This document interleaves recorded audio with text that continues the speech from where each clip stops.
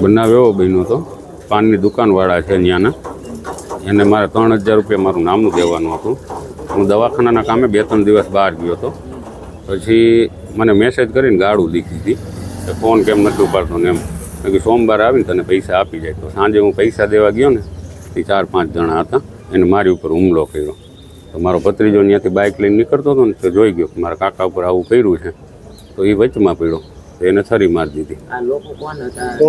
એ 2 જણા છે ને, પાનની દુકાનવાળા છે 2 ભાઈ, એના ભેગા કોક એના સાગરીતો હતા 3 જણા. વેરાવળ સાપરનું.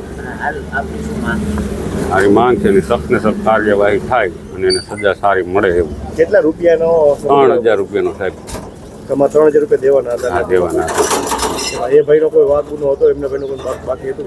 ક્યાં ભાઈનું? તમારા જે ભત્રીજા છે? ના, કાંઈ નહીં. તો મને મારતા હતા ને એટલે આડો પડ્યો, બચાવ આવ્યો મને.